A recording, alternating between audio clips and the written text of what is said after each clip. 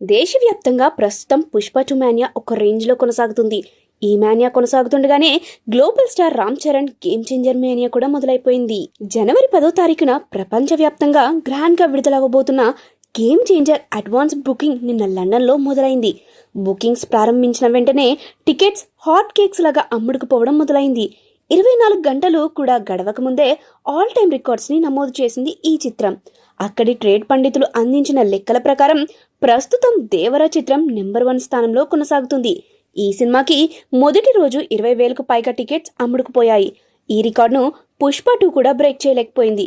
అయితే game changer దెబ్బకి దేవర record ఇప్పుడు డేంజర్లో పడేలా ఉందని అక్కడ ట్రేడ్ పండితులు చెప్తున్నారు.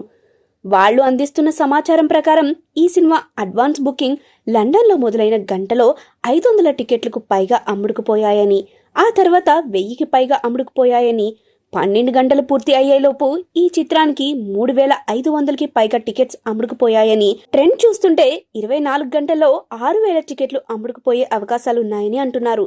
ఇదే ట్రెండ్ వీకెండ్ వరకు కొనసాగితే 10,000కు పైగా టికెట్స్ అమ్ముడుకుపోతాయని, అదే కనుక జరిగితే దేవర మొదటి రోజు 20,000 టికెట్స్ రికార్డు బద్దలవుతుందని చెప్పుకొస్తున్నారు ట్రేడ్ పండితులు.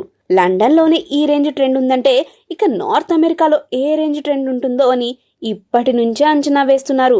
మరో 2-3 రోజుల్లో నార్త్ అమెరికాకి సంబంధించిన అడ్వాన్స్ బుకింగ్ మొదలయ్యే అవకాశాలు ఉన్నాయట. ప్రస్తుతం కల్కి చిత్రానికి ఇక్కడ ప్రీమియర్ షోస్ ద్వారా ఆల్ టైమ్ రికార్డ్ వచ్చింది. ఈ సినిమా కేవలం ప్రీమియర్ షో నుండి $4 మిలియన్ గ్రాస్ వసూళ్లను రాబట్టింది.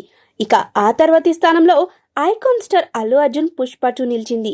ఈ సినిమాకి ఇక్కడ $3.3 మిలియన్ వసూళ్లు వచ్చాయి.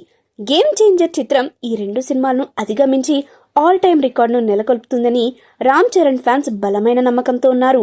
మరి ఆరెంజ్ ట్రెండ్ ఉంటుందా లేదా అనేది మరికొద్ది రోజుల్లోనే తెలియనుంది.